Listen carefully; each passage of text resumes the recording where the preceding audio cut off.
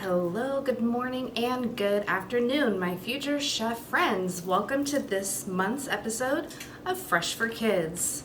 Today, March the 9th, is a very special holiday. Do you know what it is?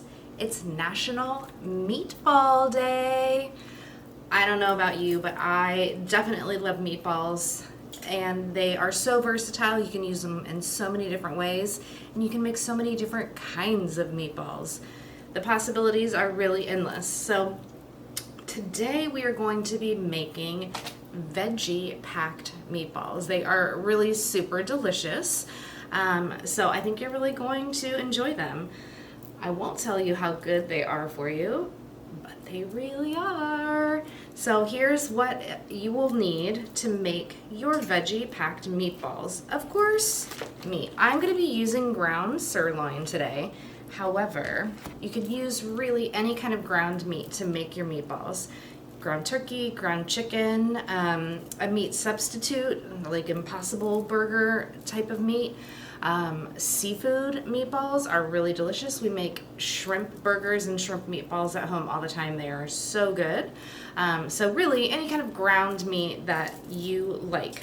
But again, today we're using ground sirloin because it is very, very low in fat. In addition to that, the other things going into our meatballs, we will need 1 egg. We're gonna need an onion. I'm going with a sweet onion. Carrots, parsley, mushrooms. Again, there's a lot of varieties of mushrooms to be had out there.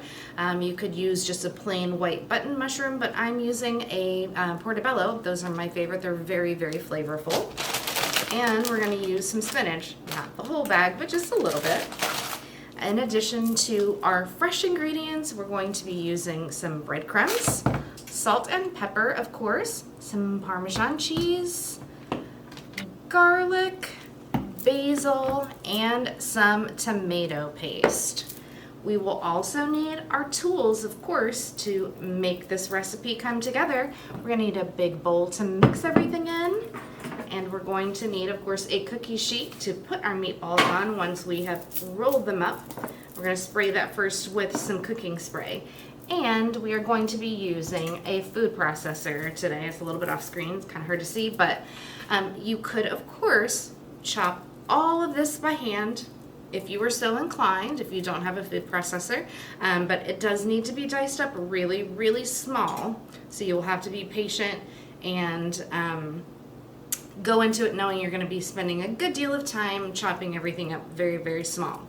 You could also use a box grater or cheese grater if you would like to do that. Again, it definitely takes more time, and it's a little tricky. You want to be really careful if you're using a box grater because you don't want to cut up your fingertips while you're trying to grate carrots or mushrooms. It gets very, very tricky. So I'm going to take the easy way out and use my food processor today. Another thing I should mention, a blender and a food processor are not the same appliance at all. There are certain things that you do with one and not with the other. For instance, a couple of months ago, hey, my oven's ready. A couple of months ago, we made that cold cucumber soup and we used it in our blender. The blender is the appropriate tool for that recipe because it is a liquefied ingredient. However, when chopping up something like this, you definitely want to use your food processor. The blades are different. So if by chance you don't have a food processor or your food processor is not working the way it's supposed to, the blender is not the right alternative for this particular recipe. And never ever try to make mashed potatoes in your blender. Just trust me on that. It's not a thing you want to do. All right, so these are the ingredients and the tools that you are going to need to make these delicious veggie-packed meatballs. So I'm going to prep everything and get it into my food processor, and when we come back, I'll show you exactly what that should look like. And we are back. I have got all of my veg ready to go in my food processor. I've got a cup of carrots, a cup of mushrooms, I used half of that sweet onion, about a half a cup. I've also got 2 ounces or thereabouts, basically a really big handful of the baby spinach. And I've got some parsley in there also. So we're gonna put it on our food processor. And we're just going to pulse it a couple of times. We don't want it into a paste. We definitely still want to be able to see exactly what it is. We just want it to be chopped up fairly uniformly. You don't want any really big chunks because they will not cook evenly. You'll have some small pieces that might be perfect, but you might have a big chunk of carrot that just doesn't cook all the way through, and that's probably not what you want to bite into when you are eating your delicious meatballs. So we're just going to pulse it a couple of times, which just means most food processors will have an on-off switch where you can push it down and it will continue running. And then they will also have a pulse function, which is just going to keep those blades spinning only for the duration that you're actually physically pushing down on us, like that. One benefit to the pulse function on your food processor is that it kind of mixes everything around, and everything that was on the bottom will go to the top and vice versa. Sometimes when you just turn it on and let it go continuously, it only gets the stuff that's right at the very bottom. So it's a nice way to mix it up a little bit without having to keep opening it and stirring everything around.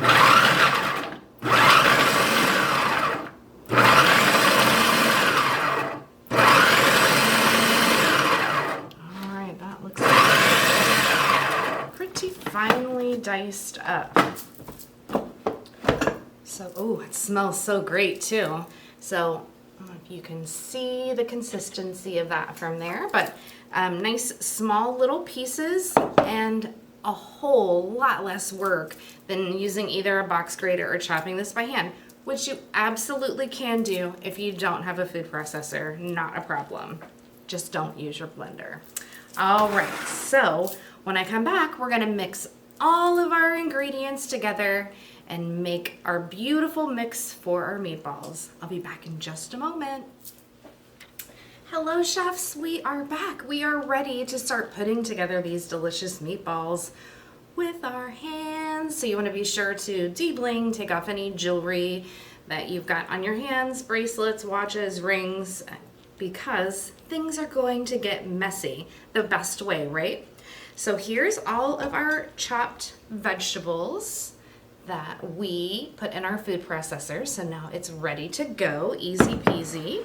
So into this, again, we have carrots, mushrooms, onions, parsley, and spinach. You could use other vegetables in here too. You could leave any of these out if you're not a fan of mushrooms, if you're not a fan of onions. Definitely take those out. Add something else in that you really do enjoy. So to this, we're going to add a 1/4 cup of Parmesan cheese. If you really love Parmesan, you can add a little bit more. We are going to add a 1/4 cup of breadcrumbs. But I will tell you, keep that handy. You just never know. Sometimes when you're mixing together your meatball composition, it can be a little bit loose or a little bit wet. They're not feeling like they're sticking together very well. You could add a little bit more breadcrumbs, sort of like when you're baking pastries, you can add a little bit more flour to get everything to be the right consistency. So you might want to keep your breadcrumbs close at hand just in case you need a little bit more. So another thing we're going to add, now the recipe I'm using did not call for this, but I don't know of any kind of meatball that doesn't have some delicious garlic in it. So I'm going to put about a tablespoon of chopped garlic in there as well. All right, and in addition to that, we are going to use 2 tablespoons of tomato paste. That's the stuff that comes in these itty bitty tiny little cans in the aisle where you see all of the canned tomato products. But I've got a really, really cool trick for you. I learned this from Alton Brown watching Good Eats. He's so smart. So what you can do, Because often when we use tomato paste, it's very, very concentrated. It's very thick. There's a lot of flavor in just a tiny little bit. So usually you're not going to use a full can. Most recipes are only going to call for a little bit at a time. Like this one here, we only need 2 tablespoons. So what you can do, and this trick definitely calls for some advanced preparation on your part if you're going to be using tomato paste. Here's what you do. You are going to take home your can of tomato paste and immediately put it into your freezer and forget about it. Let it freeze up, right?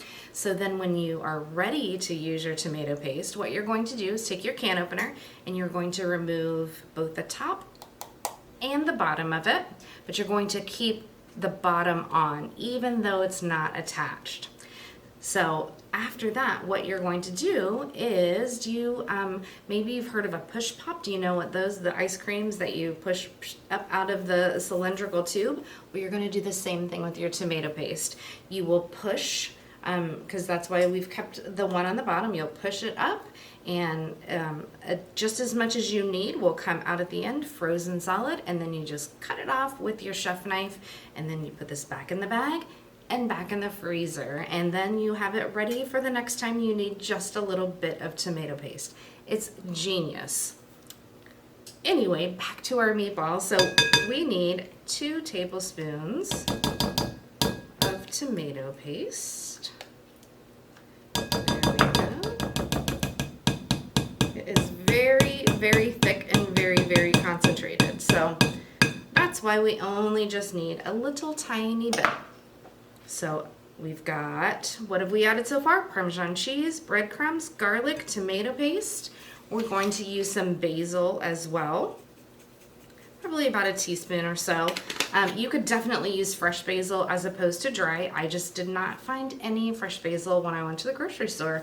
But the thing to keep in mind if you're using fresh versus dried herbs, and I know I mentioned this, I believe, last time when we did the herbs de Provence, dried spices or herbs are going to be a bit more intense than fresh. So if you would have used 1 tablespoon of fresh, you would use half of that dried. So we're also going to add some salt and pepper. I'm going to use coarse kosher salt. I just prefer cooking with that, so we're just gonna add a little bit. And a little bit of black pepper. And we're going to mix all of this together using our rubber scraper, not to the hands part just yet. But we want to mix this as we go so it's easier to incorporate our more wet ingredients, which will be our egg and our ground beef. All right, so we've got that. You're still going to have a little bit of the chunks of the tomato paste until you start working it with your hands and warming it up a little bit. Those are still going to probably stay. It's going to stay a little bit chunky. All right, so now we're going to add our egg. And you could absolutely beat the egg in a little bowl in advance if you were so inclined, but it's okay if you don't.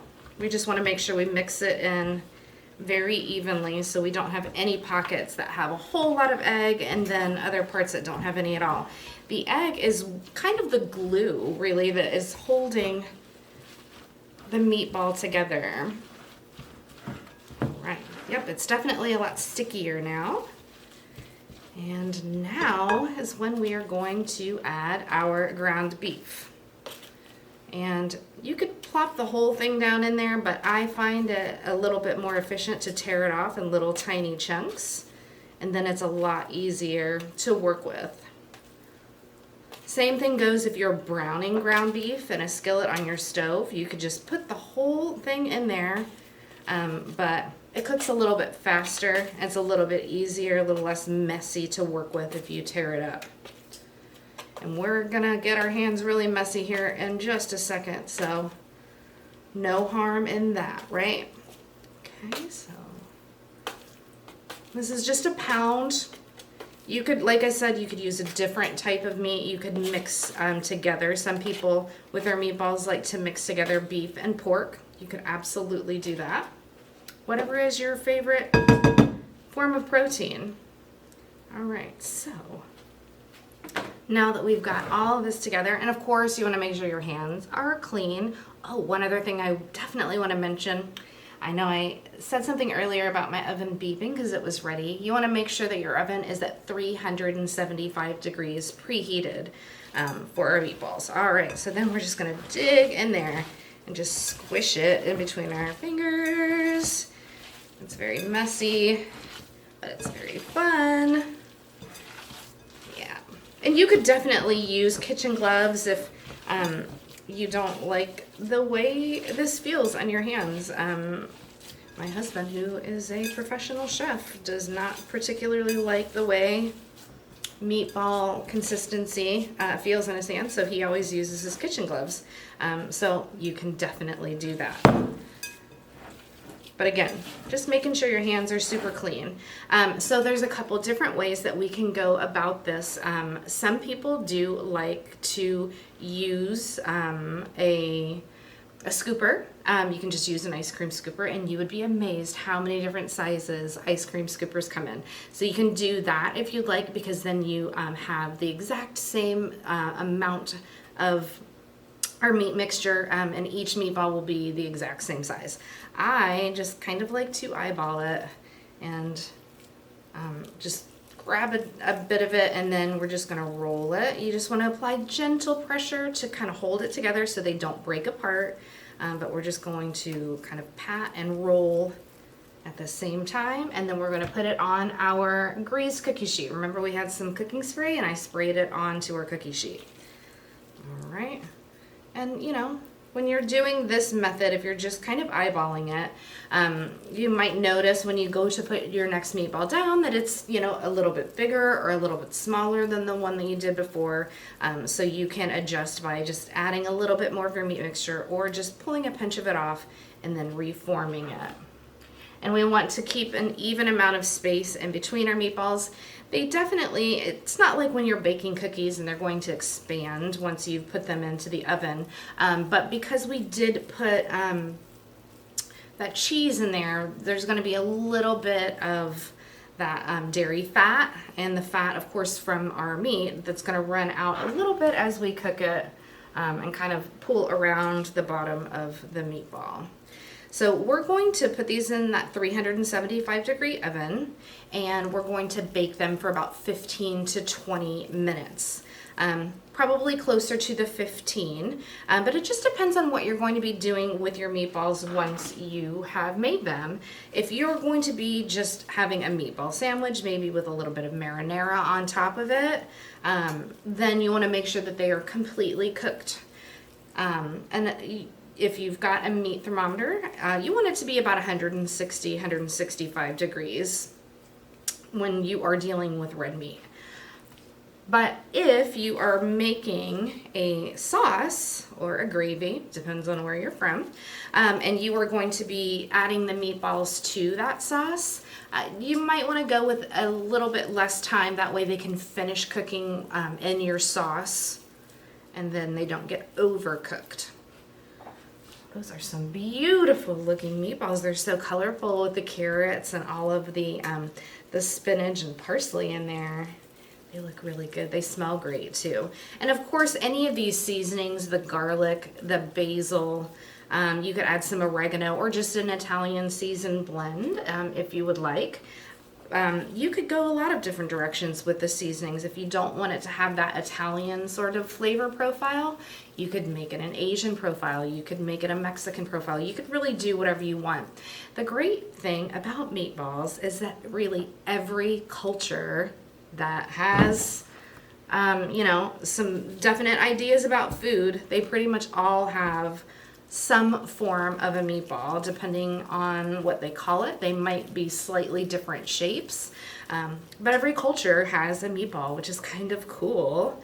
And spaghetti and meatballs is not an Italian invention. Actually, that is an American thing. Before immigrating to the United States, most people in Europe, Italians especially, did not have access to a lot of protein. It was few and far between, and you had to use it very sparingly. So they would on occasion make what they called poplets, which are little tiny meatballs, nowhere near this size, but they would put them in soups, and usually it was kind of the worst cut of meat, the toughest cut of meat, which is why they would grind it and add so much to it to make it a little bit more palatable. But when they immigrated to the United States, meat was much more plentiful here, so they began to get creative and adding meatballs to different things. And spaghetti was one of those things that became sort of a iconic dish. So of course you can make spaghetti and meatballs with this, but you could put it on rice and do a different type of sauce or gravy over top of it. Again, you can make a meatball sandwich. You could get a pita and sort of make it like a gyro type of meat situation. So you could do a lot of different things, or you could just eat them all by themselves. Maybe dip them in a little bit of whatever kind of sauce you like. They definitely are good in sort of a tzatziki cucumber sauce.